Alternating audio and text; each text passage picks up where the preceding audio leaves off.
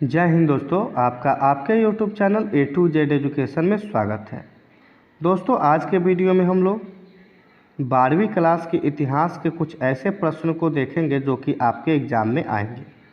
दोस्तों, इसके पहले वाले वीडियो में मैंने 10 तक जो है प्रश्न आपको बता दिया था। अगर अभी तक आपने उस वीडियो को नहीं देखा है, पहले उसे जाकर देख लीजिए, क्योंकि ये आपके एग्ज़ाम के लिए काफ़ी महत्वपूर्ण प्रश्नों का संग्रह है। तो एक भी प्रश्न मिस हो जाएगा तो आप ही को उससे दिक्कत होगा। तो आप जो है सबसे पहले उसे देखें और उसके बाद इस वीडियो को देखें। चलिए शुरू करते हैं। दोस्तों, प्रश्न कह रहा है 11 नंबर, सूफी खानाकाहों में किस प्रकार के ग्रंथ लिखे जाते थे? संक्षिप्त प्रकाश डालें। चलिए इसका आंसर देखें। कह रहा है सूफी संतों द्वारा लिखित ग्रंथों में हिंदू मुस्लिम एकता, भक्ति भावना, धर्म निष्ठा, त्याग, विद्वता एवं चमत्कारी शक्तियों से युक्त लेखन को देखने को मिलता है। कुछ स्रोतों से शासक एवं सूफी संतों के बीच तनाव का पता चलता है। प्रख्यात फारसी कवि और अथीर हसन सिजनी देवली ने शेख मोइनुद्दीन औलिया की बातचीत पर आधारित एक ग्रंथ फवाइल उल फवाद का संग्रह किया। इस ग्रंथ से पता चलता है कि शेख मोइनुद्दीन ने गियासुद्दीन तुगलक, जिसका शासनकाल दोस्तों 1920-25 कह रहा है, की भेंट अस्वीकार कर दी। सूफियों द्वारा मुख्तफात उन पत्रों का संकलन है जो सूफी संतों द्वारा अपने अनुयायियों एवं सहयोगियों के लिखे तबकीरा संतों की जीवनी है। मुल्पुता शेखों के बातचीत का संग्रह है। आगे हम लोग प्रश्न को देखेंगे। 12 नंबर प्रश्न कर रहा है भक्ति आंदोलन के प्रभाव का वर्णन करें। क्या कर रहा है दोस्तों? भक्ति आंदोलन के प्रभाव का वर्णन करें। आंसर देखते हैं। कह रहा है भक्ति आंदोलन के निम्नलिखित प्रभाव थे। कौन कौन से प्रभाव थे? पहला प्रभाव देखते हैं। कह रहा है भक्ति आंदोलन के संतों ने स्थानीय भाषा में भजन गाए एवं पदों का सृजन किया। इससे प्रांतीय भाषा एवं साहित्य का विकास हुआ। ठीक है। दूसरा कह रहा है जनता में भाईचारे एवं सहिष्णुता की भावना का विकास हुआ, यानी कि सब लोग मिलजुल कर रहेंगे और भाईचारा का विकास हुआ। तीसरा कह रहा है हिंदू मुस्लिम के बीच वैमनस्य में कमी आई, यानी कि मनमुटाव जो था उसमें कमी आई। चौथा प्रश्न सामाजिक कुरीतियों एवं अंधविश्वासों पर प्रहार किया गया। यह धार्मिक आंदोलन के प्रभाव है।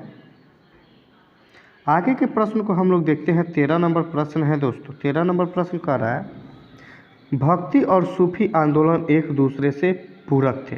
व्याख्या कीजिए। यानी कि भक्ति और सूफी दोनों है एक दूसरे के पूरक थे, यानी कि दोनों से अलग अलग थे। तो उसकी व्याख्या करने के लिए कह रहा है कि आप उसकी व्याख्या जो है सो किस प्रकार कर सकते हैं, पूछ रहा है। तो चलिए इसका आंसर जो है हम लोग समझने का प्रयास करते हैं। क्या कह रहा है? कह रहा है हिंदू संतों के आंदोलन को भक्ति आंदोलन और मुस्लिम संतों के आंदोलन को सूफी आंदोलन कहते हैं। ये दोनों ही आंदोलन आम जनता पर अपना प्रभाव छोड़ने में सफल रहे, लेकिन रीति रिवाजों में ये एक दूसरे से भिन्न थे, किंतु बृहद दृष्टि से ये एक दूसरे के पूरक थे। दो समुदायों में एक साथ आंदोलन शुरू होना ही इस तथ्य की पुष्टि करता है कि ये दोनों एक दूसरे के पूरक थे। संतों एवं सूफियों की वाणी घर घर तक पहुंच गई। दोनों ने प्रेम, भाईचारों, सद्भाव एवं बंधुत्व की भावना को बढ़ावा दिया। दोनों ने अंधविश्वास एवं धार्मिक रूढ़ियों पर प्रहार किया था। चलिए आगे हम लोग देखते हैं।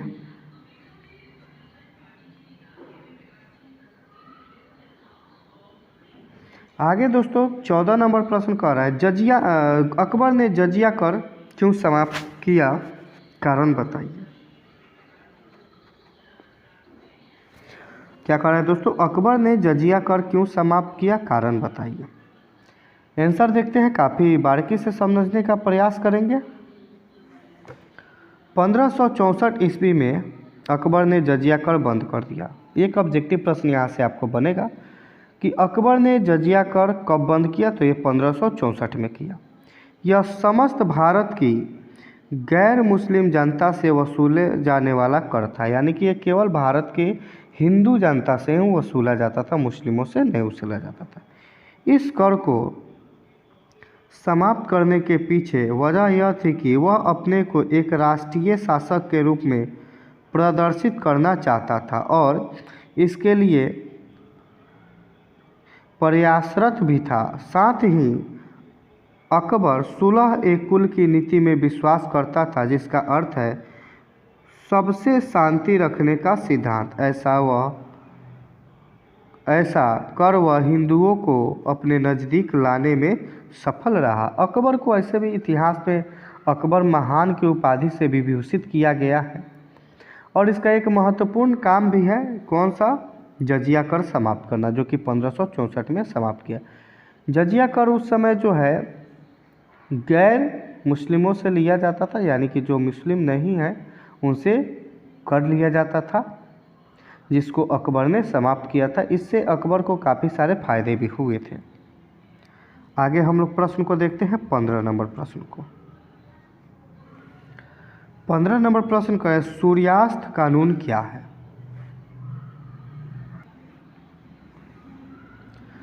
15 नंबर प्रश्न है, सूर्यास्त कानून क्या है।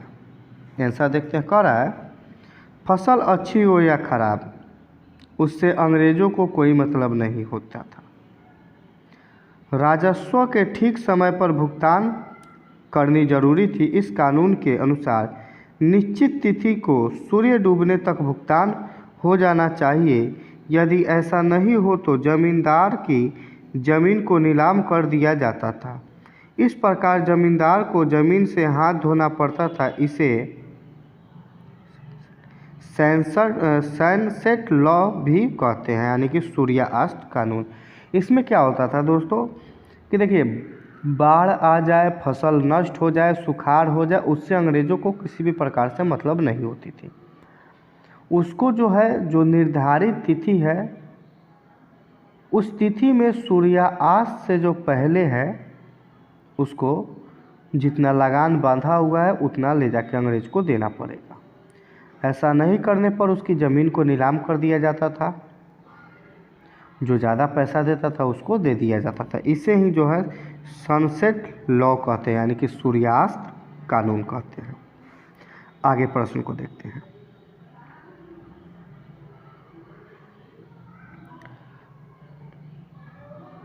सोलह नंबर प्रश्न कह रहा है, मद्रास, मुंबई और कलकत्ता में अंग्रेज कब बसे और बम्बई कैसे उनके अधिकार में आए। प्रश्न को एक बार और ध्यान से समझिए। कह रहा है मद्रास, बम्बई और कलकत्ता में अंग्रेज कब और कैसे बसे, बम्बई कैसे उनके अधिकार में आए। चलिए इसका आंसर हम लोग देखने का प्रयास करते हैं, क्या कह रहा है दोस्तों। कह रहा है मद्रास, बम्बई और कलकत्ता तीनों शहर मूलतः मत्स्य ग्रहण तथा बुनाई के गांव थे। प्राचीन काल में गांव ही थे। यहाँ पे मछलियों का जो समुद्र से मारकर उन्हें बाज़ार में बेचना और खाने का काम होता था। वे इंग्लिश ईस्ट इंडिया कंपनी की व्यापारिक गतिविधियों के कारण व्यापार के महत्वपूर्ण केंद्र बन गए। यानी कि जब अंग्रेज भारत आए 1600 में, जब उन्होंने कलकत्ता में अपनी पहली कंपनी की स्थापना की, उसके बाद से वो ऐसे जगह को खोजते थे जहाँ से विदेशों से जो है सामान आसानी से आ सके और यहाँ से सामान को भेजा जा सके, क्योंकि उस समय अधिकतर जो प्रयोग होता था वो पानी वाले जहाज़ों का ही होता था।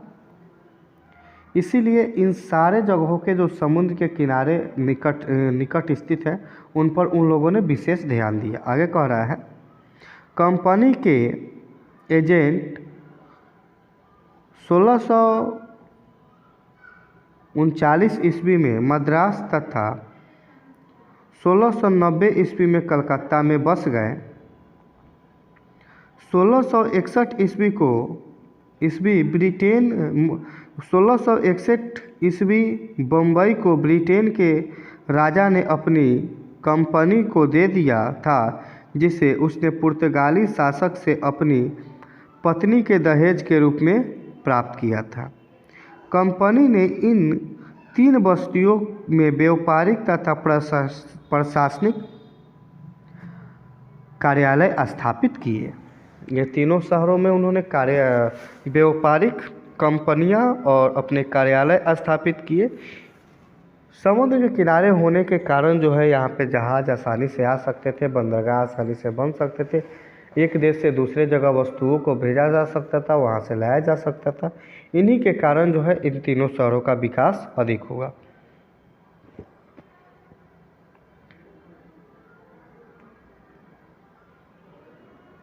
आगे हम लोग देखते हैं 17 नंबर प्रश्न को। 17 नंबर प्रश्न कह रहा है विजयनगर साम्राज्य के हास्य के प्रमुख कारण का उल्लेख कीजिए। यानी कि विजयनगर साम्राज्य के नष्ट होने के प्रमुख कारणों का उल्लेख करना है। कह रहा है आंसर, तुंगभद्रा एवं कृष्णा नदियों के बीच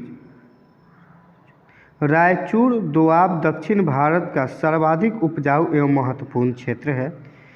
यही रायचूर दोआब मध्यकाल में विजयनगर और ब्राह्मणी साम्राज्य के बीच संघर्ष का कारण बना और 23 जनवरी 1565 ईस्वी को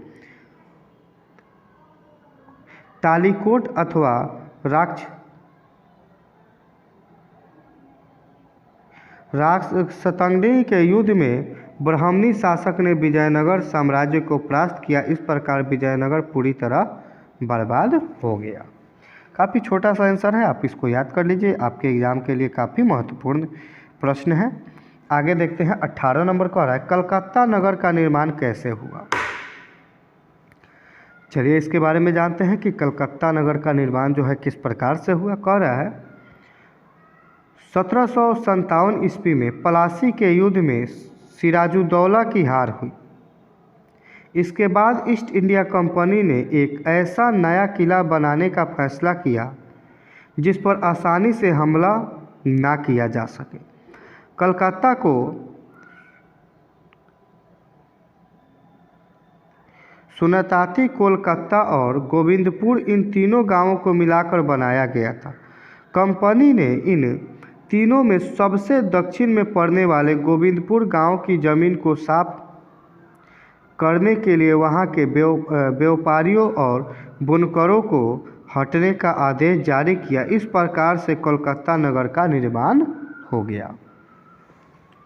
चलिए आगे प्रश्नों को देखिए। जिस प्रश्न में दोस्तों समझाने वाला बात आएगा वो प्रश्न मैं आपको बेहतर तरीके से समझाऊंगा, लेकिन यहाँ पे कुछ समझाने के लिए है ही नहीं, केवल भाषा है। इसको जो है आपको 1-2 बार पढ़ना ही पड़ेगा। इसी के लिए जो है सो ऐसे प्रश्न को मैं उसको एक बार पढ़ देता हूँ और थोड़ा सा जो भी उसमें समझाने के लिए उतना समझा के और बस उसको छोड़ दिया जाता है। बाकी जो समझाने के लिए प्रश्न आएगा उसमें आपको बेहतर तरीके से समझाया जाएगा। चलिए आगे प्रश्न को देखते हैं। कह रहा है 19 नंबर प्रश्न, भारत के स्वतंत्रता संघर्ष में क्रांतिकारी अधिक सफल क्यों नहीं हो सके, कोई 2 कारण बताइए।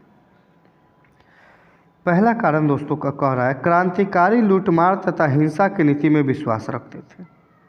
ऐसी नीति अधिक देर तक सफल नहीं हो सकती। दूसरा कारण कह रहा है क्रांतिकारी को जनसाधारण का समर्थन प्राप्त नहीं था। आसान सा क्वेश्चन और आसान सा आंसर। आगे हम लोग 20 नंबर को देखते हैं। 20 नंबर कह रहा है कांग्रेस के 1929 के लाहौर अधिवेशन का महत्वपूर्ण पक्ष क्या था। क्या कह रहा है कांग्रेस के 1929 के लाहौर अधिवेशन का महत्वपूर्ण पक्ष क्या था। आंसर कह रहा है दोस्तों इससे नई उग्रवादी विचारधाराओं को बल मिला। दूसरा नंबर पूर्ण स्वराज प्राप्ति के लिए कांग्रेस कटिबद्ध हुई। 3 नंबर कह रहा है अवज्ञा आंदोलन आरंभ किया गया। 4 नंबर, पहला स्वतंत्रता दिवस 26 जनवरी 1930 ईस्वी को लाहौर में रावी तट पर झंडा फहराकर मनाया गया। यही है इसका महत्वपूर्ण उद्देश्य, पक्ष, जो भी आप कहें। आगे देखते हैं दोस्तों। 10 प्रश्न को तो हम लोग तो देख ही चुके हैं। वीडियो भी काफ़ी लंबा हो जाएगा। चलिए कोई बात नहीं, 5 प्रश्न को और देख लेते हैं, इसमें 15 हो जाएगा। चलिए 21 नंबर प्रश्न, 1857 का विद्रोह जन विद्रोह था कैसे? 2 कारण पर लिखना है। पहला कारण, जब अंग्रेज़ों द्वारा मशीनों से बना माल भारतीय बाज़ारों में लाया गया तो भारतीय हस्त उद्योग पूरी तरह से ठप हो गया और कारीगर भुखमरी के कगार पर आ गया। ये भी एक कारण था। दूसरा कारण, किसानों पर तरह तरह के कर लगाए जाते थे।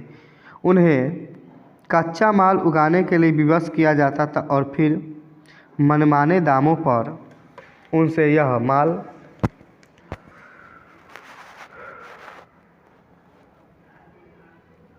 माल ले लिया जाता था। आए दिन अनाज की कमी के कारण अकाल पड़ने लगे थे, अतः जन आंदोलन भड़कना स्वाभाविक था। चलिए आगे प्रश्न को देखते हैं। 22 नंबर प्रश्न कह रहा है, भारत छोड़ो आंदोलन कब और किसने चलाया? यह प्रश्न कुछ है महत्वपूर्ण प्रश्नों का संग्रह में कुछ ऐसे प्रश्न आ जाते हैं जो कि आपके एग्ज़ाम के लिए इतने ज़्यादा महत्वपूर्ण होते हैं कि आप उसको छोड़ के नहीं जा सकते। जैसे ये प्रश्न है, भारत छोड़ो आंदोलन कब और किसने चलाया? प्रश्न को घुमा भी सकता है। प्रश्न कह देगा भारत छोड़ो आंदोलन की व्याख्या करें, भारत छोड़ो आंदोलन पर एक टिप्पणी लिखें। इसको आप आराम से लिखिएगा, आंसर आपको पूरा का पूरा नंबर आपको आराम से मिलेगा।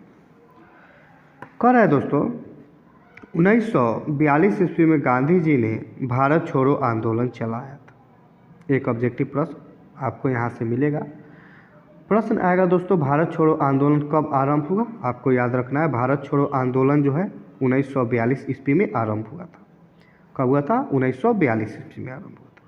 इसे किसने चलाया था? सिंपल सा, इसने भारत छोड़ो आंदोलन को गांधी जी ने चलाया था। ठीक है। वे चाहते थे कि अंग्रेज भारत छोड़कर सदा के लिए चले जाएं। हमको उनके संवैधानिक सुधार या अन्य किसी चीज़ की ज़रूरत नहीं है। अतः 1942 ईस्वी में अंग्रेज़ों के विरुद्ध स्थान स्थान पर उग्र प्रदर्शन होने लगे।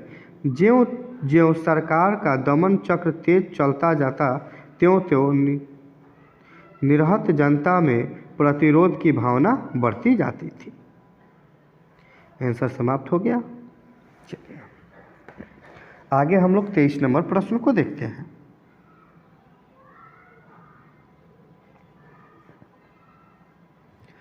तेईस नंबर प्रश्न कह रहा है, आयंगर व्यवस्था के विषय में आप क्या जानते हैं? आयंगर व्यवस्था के विषय में आप क्या जानते हैं? चलिए देखते हैं क्या है। कह रहा है, विजयनगर साम्राज्य ने प्रचलित स्थानीय प्रशासन में परिवर्तन कर आयंगर व्यवस्था आरंभ की। प्रत्येक ग्राम को स्वतंत्र प्रशासनिक इकाई के रूप में गठित कर प्रशासन 12 व्यक्तियों के समूह को दे दिया, यानी कि उसको छोटा कर दिया ताकि प्रशासन बढ़िया से चल सके। यह समूह आयंगर कहलाता था। वे व्यक्ति राजकीय अधिकारी थे। इनका पद आनुवांशिक था। वेतन के रूप में लगान और कर मुक्त भूमि दी जाती थी। आयंगार ग्राम प्रशासन की देखभाल करते एवं शांति व्यवस्था बनाए रखने का काम करते थे।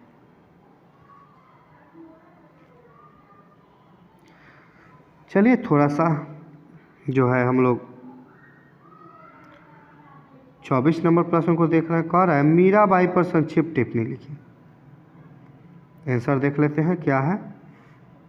कह रहा है, मेड़वा के शासक रतन सिंह राठौर की पुत्री मीरा का जन्म 1398 में हुआ था। उसका विवाह राणा सांगा के पुत्र के साथ हुआ था।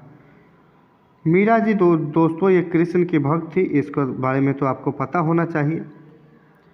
चलिए आगे दोस्तों, आज का जो हमारा टॉपिक था 25 प्रश्नों का, हम लोगों ने पूरा का पूरा 25 प्रश्न देखा।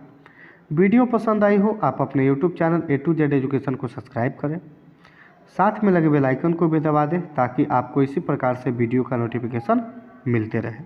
धन्यवाद।